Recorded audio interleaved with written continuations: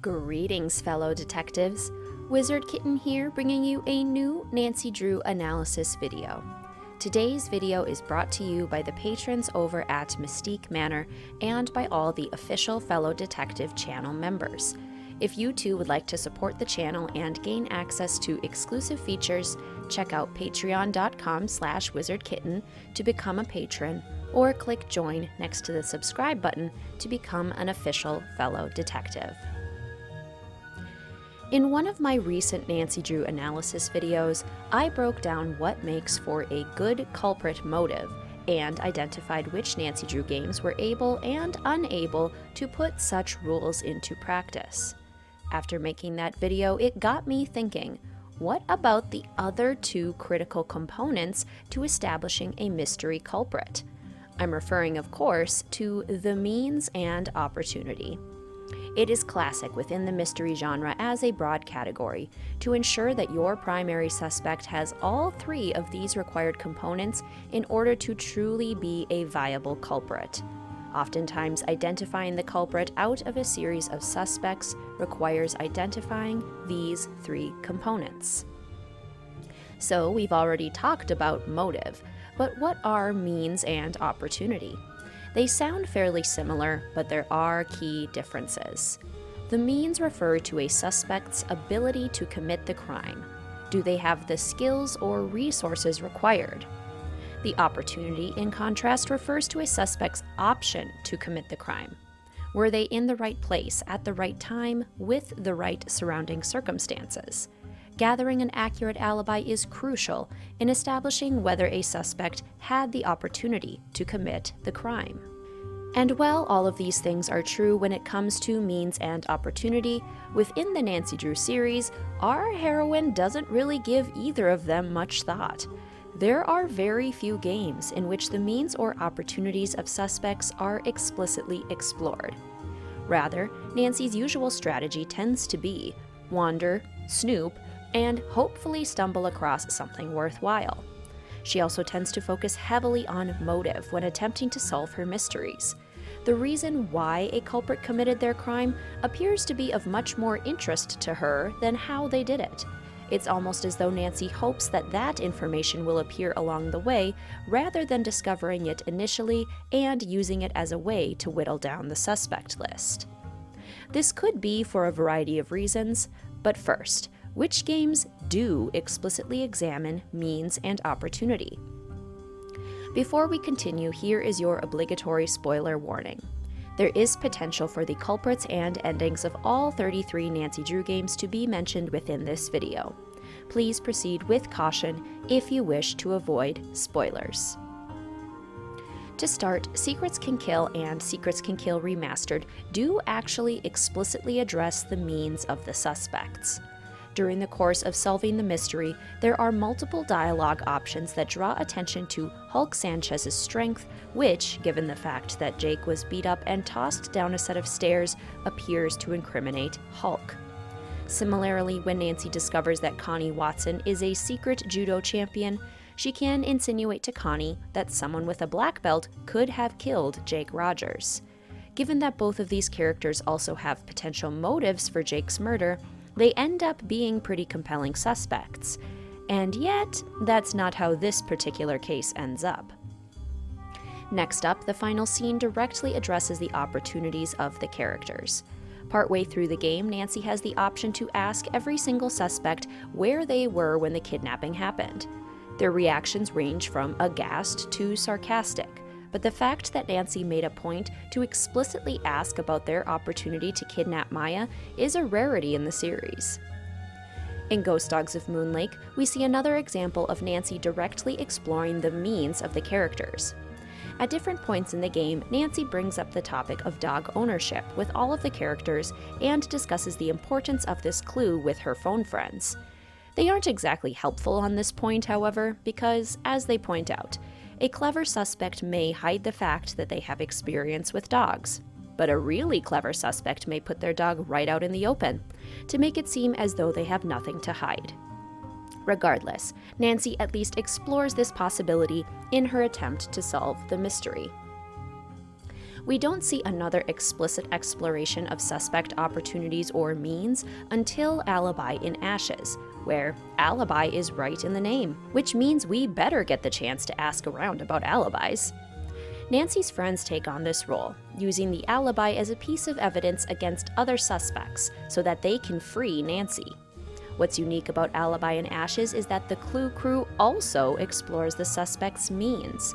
Nancy and co. must identify possible accelerants in the possession of each of the suspects in order to prove her own innocence.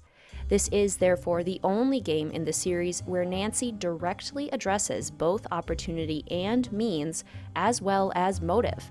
The trifecta, if you will. Next, in The Deadly Device, Nancy makes a point to explicitly address the opportunity of the main suspect, Ryan Kilpatrick. It's in fact one of her first assignments on the case, and one of the first ways that she realizes that there is more to this case than meets the eye. Confirming or disproving Ryan's reported alibi cracks the case wide open. Nancy also speaks with other suspects about their whereabouts, mostly by asking other characters who was also around.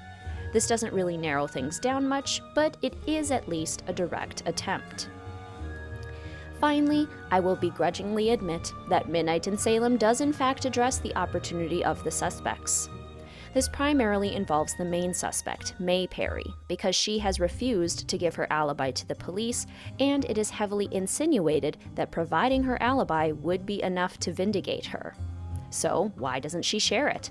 We eventually figure it out, but Nancy doesn't really spend much time determining the alibis of other suspects until towards the end of the game, when she starts investigating the, shall we say, courthouse suspects. Regardless, she does actually try to determine opportunities in this mystery. And that's it, really.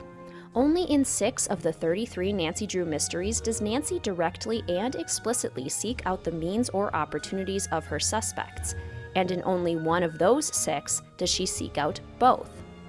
There are several more mysteries where Nancy sort of casually mentions or stumbles upon this kind of information.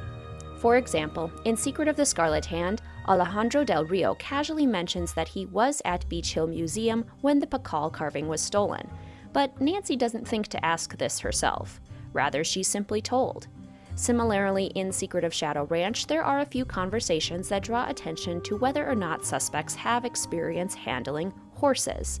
Tex, as the head wrangler, is obviously suspicious, but it is also casually implied that Mariazi is suspicious due to her less conspicuous experience with her ghostly-colored horse. But again, Nancy doesn't go around explicitly asking people, "So, horses, how much do you know?" Rather, she more or less gathers this information incidentally. And that seems to be Nancy's go-to detective-solving method. Nancy is primarily a snooper.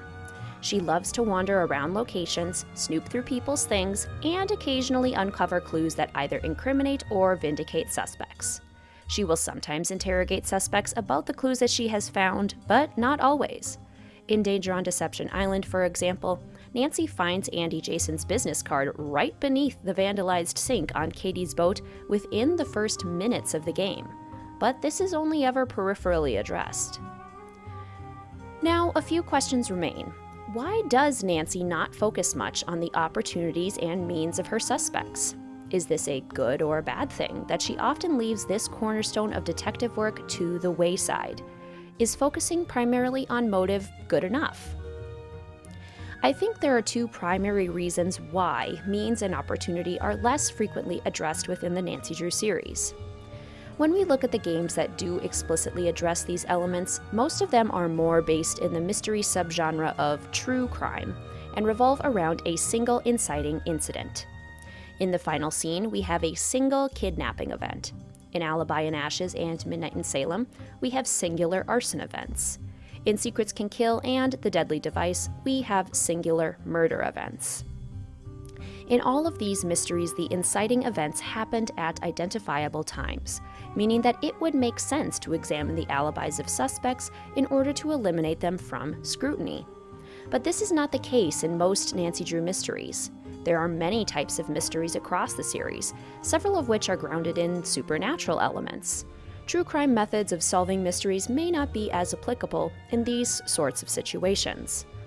Additionally, many Nancy Drew mysteries have cases that are ongoing.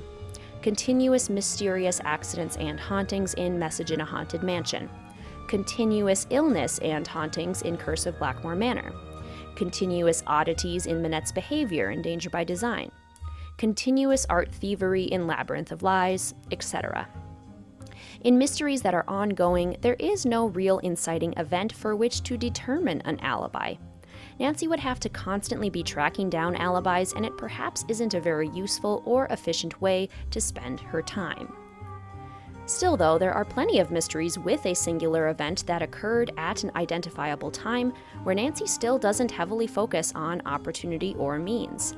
There was a single theft of a carousel horse in the Haunted Carousel, but Nancy does not look into the suspect's opportunities or means. Same thing with the library vandalism in Treasure in the Royal Tower, or the boat vandalism in Danger on Deception Island, or the kidnapping of Matt Simmons in Haunting of Castle Malloy. So why is this? And is it a fault in the writing? I actually believe that it's a strength of the writing rather than a hindrance because of the simple fact that the Nancy Drew games are exactly that, games. When crafting a solid mystery game, it's important that there be a certain amount of balance between detective solving methods. A game that only focuses on solving complicated puzzles with peripherally related clues can become incredibly tedious. See Trail of the Twister or Labyrinth of Lies. On the other hand, a game that only focuses on long conversations with characters and interrogation can become incredibly boring. See Midnight in Salem. Striking a balance between character interaction, puzzle solving, and good old-fashioned snooping usually results in the strongest games. And I think this is what the game designers achieved by having Nancy essentially ignore means and opportunity.